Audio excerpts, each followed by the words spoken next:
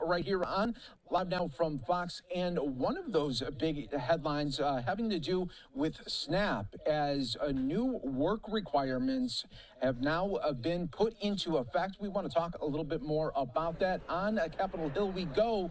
Fox Business's Dan Botello joining us here with the latest. Good evening. Well, starting today, food stamp recipients all across the country, millions of them, are going to have to start working, volunteering, or doing job training at least 80 hours per month. This is all under the One Big Beautiful Bill, of course, that was passed this past summer. And for the people who don't do that, well, this is what's going to happen. They can only receive benefits for 3 months in a 3-year period. This applies to Americans 55 through 64 years old who may have children 14 to 18 years old. This also ends previous exemptions for many homeless people, veterans, and young adults aging out of foster care.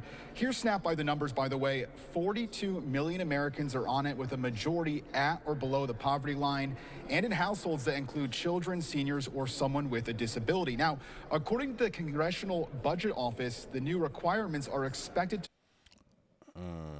Those numbers look kind of weird, don't you think? It says 42 million Americans, 1 out of 8. So 1/8 of Americans are on SNAP benefits. That's kind of crazy. You know what I'm saying? 73% of SNAP households are at or below poverty level. 73% of households are at or below poverty. That number can't be right. Could it? Or are they just basing it off of the amount of SNAP beneficiaries that are getting it based on their reported income and not on verifiable income? No telling. 79% of households include children, seniors, and disabled members. It's probably a majority that include children. So everybody got kids, right? 332 average household benefits. That's decent. Reduce the average monthly number of SNAP recipients by about 2.4 million people over the next decade. Here's Agriculture Secretary Brooke Rollins talking to Fox about allegations of SNAP fraud and even illegal immigrants using the program under the Biden administration. Every state, for the first time in history, and this was in February, to send us their data and let us, with DOGE and a war room, actually start going through this data to better understand how this explosion of SNAP benefits happened under Joe Biden. We've studied about $100 billion in spend. We have found thousands and thousands of illegal use of the EBT card. We have been moving people off of SNAP. We've got almost 700,000 people, I think, we've moved off. And if you're new to SNAP, these new rules would take effect immediately or at your next recertification if you're already on SNAP. Back to you. Yeah, this is yeah, we definitely need at least some regulation of this. Like, I know a lot of people are stating, oh man, this is a bad thing. As a way, it could be actually a great thing, honestly. And that's what I firmly believe. And the reason I believe that is due to the fact that we got to get the fraudsters off of it, because I know a lot of fraudsters that's on that type of shit. They lying about income. They getting the benefits. Do they need it? And that's debatable. But are you finessing for that? Like, do you qualify for it? Probably not. And then you're lying about it. Not everybody, just certain individuals that, and I know some people that do it too, honestly. And that being said, you know, we just putting requirements on it. If you actually conflate this to like unemployment, right? You just don't get unemployment. You know what I'm saying? You got to keep verifying that you're searching for a job. You know what I'm saying? They're not just going to keep constantly giving you unemployment after you lose your job. They would probably give you initially, and then they like, we need proof that you're applying for jobs, whoop-de-whoop, doing the whole nine. We're not just going to keep giving you money because you know, you're just broke. And that makes a lot of sense. So I think in the same aspect is, I know this is food we're talking about, but at the end of the day, like if there's a bunch of fraudsters on, you know, SNAP benefits, it's only right that we put requirements on it. Now, the requirements based on the age, that's something different. If they're not able-bodied, they can volunteer work, you know, anything, volunteer training. It's just like putting someone to work for your free money that you're getting. So like, do something, volunteer, take a survey, put some time in, go read books to kids at the library, you know, basically do something for the community or something, or try to find a job.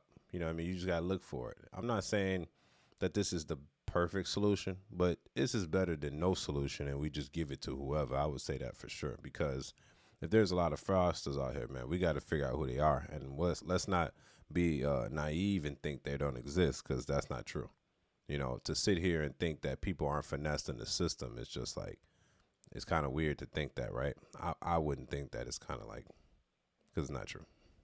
Going to be big for so many that are on SNAP here. And Darren, do we know just how many times they have to certify throughout the year to continue to try to get these benefits? You know, it depends on the person, so that's why they're saying right now for every state it's different. Some states like Maryland already put this into practice, and of course it depends on when your recertification comes up. And that's the thing too, what he said about recertification. I think most applicants, they only have to recertify like once every 6 months or something like that. It's really like a big range of time. So if you already just recertified or whatever and showed them your income, that it ain't gonna apply to you for at least like another 6 months type shit. So in that aspect, you just got time to think. For those people that are coming up, you got to think about a solution. Like, you might have to get off your ass, bro. You want free food, you might have to still work for it. So it's like, sometimes it'll force people to put their back against the wall and be like, well, do I want to get off my ass and work 20 hours a week to do any miscellaneous work? It could be volunteering. If not, then take your ass back to work and get that money, because on average, everybody's getting $300 on average of EBT average. Then that's nothing to make. You know, you could put those 300 hours or those 20 hours in per week to, like, you know what I'm saying, make some money and make that 300. You know what I'm saying? So it's kind of like you got to put some type of, you know, sweat equity in to get these benefits, and there's nothing wrong with that. For the able-bodied people, if you're not able-bodied to do, then I understand that if you can't afford to do such a thing because you like are disabled, you have a mental disability or something like that. That's different. But an aspect for a lot of people that are just out here living out the system, and honestly, I'm gonna be honest, in the black community, we've been doing that forever. We've been living out the system. We've been using the Section 8.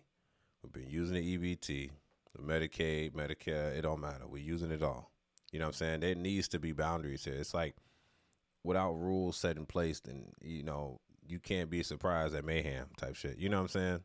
And then you can't be surprised at the budget that you're spending money on there. So you definitely got to have a filtration system in order to filter out the individuals that are finessing the system, because there are a lot of individuals like that. Plus, a lot of states like Illinois, they're not really verifying. They're just going based on what you say. They're not even checking for real. Y'all tell me what y'all think about this in the comments section.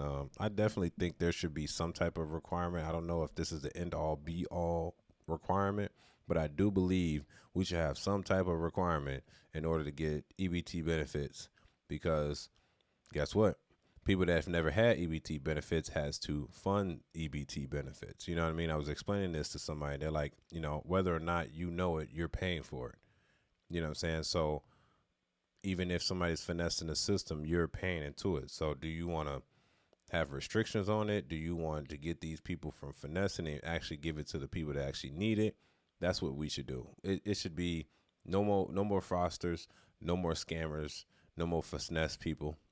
Because I'm gonna give you a quick story. There was a lot of people in Illinois that had these stores up, like the bodegas and stuff they be having, the corner stores, and basically they're letting everybody run like EBT on everything, swishers, tobacco, damn near alcohol, and they run it as a different item so then they can sell product in their store. Next thing you know, they're getting like millions of dollars coming into their store, and be like, damn, you're not even selling like food, you selling everything, and that's not what we pay for type shit. But you mark it up as such, which is kind of fraud too. But when there's millions of dollars involved, you can't really be surprised on what people are willing to do. It's your boy AngeloSavage. Tell me what y'all think about this in the comments section.